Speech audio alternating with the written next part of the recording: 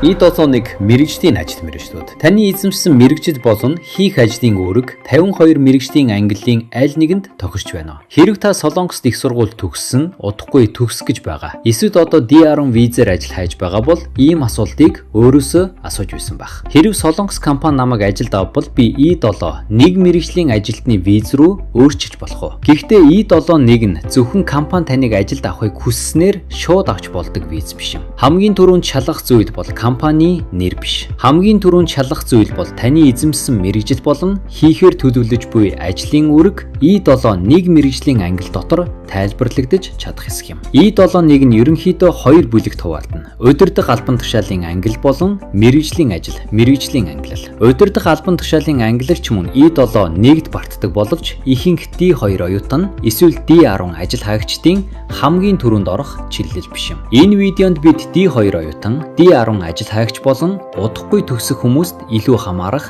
52 мэргэжлийн ангилалд төвлөрнө. Тиймээс гол асуулт нь энэ юм. Таны эзэмшсэн мэргэжил болон ажлын үүрэг эдгээр 52 мэргэжлийн ангил дотор тайлбарлагдаж чадах уу? E7 нэгдүгээр хувьд гол асуудал нь зөвхөн аль компани танд ажил санал болгож байгаа вэ гэдэг биш юм. Эхний асуулт бол таныг ямар ажил мэргэжлийн кодоор тайлбарлаж болох вэ? E71 нь урьдчилан тогтоосон ажил мэргэжлийн ангиллын хүрээнд шалгагддаг виз юм. Өөрөөр хэлбэл таны эзэмшсэн мэргэжил, ажлын туршлага, хийхээр төлөвлөж буй үүрэг, мөн компанид бодитоор хийх ажил нэг ажил мэргэжлийн кодын дор байгалийн байдлаар холбогдох ёстой. Хэрв энэ холбоо сул байвал компани таныг ажилд авахыг хүссэн ч виз авахд хүндрэлтэй байж болно. Харин энэ холбоо тодорхой байвал дараагийн шат руу шилжих боломжтой. E7 нэг мэргэжлийн ангиллын ихэнх нь шинжлэх ухаан болон инженерийн чиглэлд төвлөрдөг. Үүнд мэдээллийн технологи, инженерчлэл, байгалийн шинжлэх ухаан, судалгаа хөгжүүлэлт, технологийн чиглэлүүд багтана. Тиймээс би Солонгост их сургууль төгссөн, эсвэл Солонгос компани намайг ажилд авахыг хүсэж байна гэж хэлэх нь хангалтгүй. Таны эзэмшсэн мэргэжил болон хийхээр төлөвлөж буй ажлын үүрэг мэргэжлийн ангиллын аль нэгэнд тохирох ёстой. Ялангуяа D2 эсвэл D10 шатанд компани ярилцлагад анхаарахаас өмнө таны мэргэжил болон ажлын үүрэг ямар ажил мэргэжлийн кодтой хамгийн ойр байгааг эхлээд шалгах нь чухал. Тэгвэл шинжлэх ухаан, инженерийн бус чиглэлээр сурсан хүмүүс огт боломжгүй гэсэн үг үү? Заавал тийм биш. Гэхдээ энэ зам илүү нарийн байдаг. Ихэнх тохиолдолд шинжлэх ухаан, инженерийн бус чиглэлийн хүмүүс зар сурталчилгаа ба олон нийтэд харилцах, гадаад худалдаа, эсвэл бүтээгдэхүүн төлөвлөлт зэрэг хязгаарлагдмал чиглэлээр шалгалдаж болно. Гэхдээ ийм тохиолдолд ч та зүгээр л гадаад хэл сайн мэддэг гэж хэлэх нь хангалтгүй. Компани бизнесийн чиглэл, таны боловсролын суурь, таны туршлага, таны хийхээр төлөвлөж буй үүрэг, мөн компани яагаад таны хэрэгтэй гэж үзэж байгаа шалтгаан бүгд хамтдаа тайлбарлагдах ёстой. Тиймээс эцсийн дүгнэлтийг ганцаараа гаргах нь ихэвчлэн хэцүү байдаг.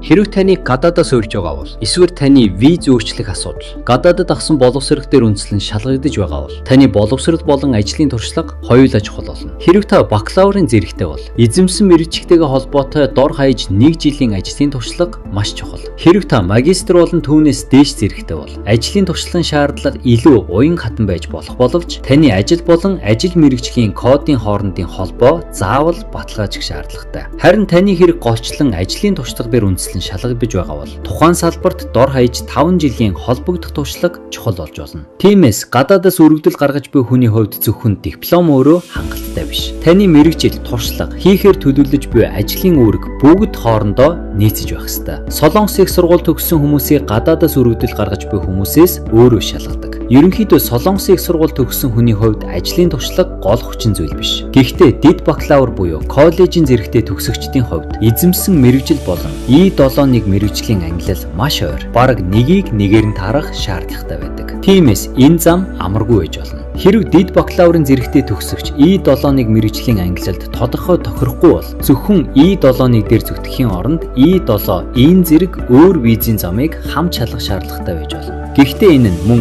өөрийн гэсэн тусдаа шаардлага хязгаарлалттай тул энгийн орлуулах зам гэж ойлгож болохгүй. Харин бакалавр болон түүнээс дээш зэрэгтэй хүмүүсийн хувьд мэргэжил нь бүрэн ижил биш байсан ч компани тухайн гадаад иргэнийг мэргэжлийн ажилтнаар ажилуулах хэрэгцээ маш чухал болно. Тиймээс D2 оюутан болон D10 ажил хайгчид зөвхөн компани олох дээр төвлөрөх ёсгүй. Тэд эхлээд өөрийн зэрэг, мэргэжил, хийхээр төлөвлөж буй ажлын үүрэг, мөн компани ажилд авах хэрэгцээ хэрхэн холбогдож байгааг шалгах хэрэгтэй. E7-ыг нь зөвхөн гадаад өргөдөл гаргагчийн нөхцөлийг хардаг виз биш юм. Компанич мөн шалгагдана. Цагаачлалын байгууллага компани ямар төрлийн бизнес эрхэлдэг, гадаад ажилтан боддоор ямар үүрэг гүйцэтгэх, мөн тухайн хүн байгууллага дотор ямар байр суурьтай байхыг харна. Хамгийн чухал нь компани яагаад энэ гадаад ажилтныг мэргэжлийн ажилтнаар авах шаардлагатайг тайлбарлаж чаддаг байх ёстой. Энэ хэсэг нь компани салбар, бодит ажлын үүрэг, мөн гадаад ажилтны мэргэжил, туршлагаас шалтгаалan өөр байж болно. Тиймээс энэ видеонд бид зөвхөн шалгалтын чиглэлийг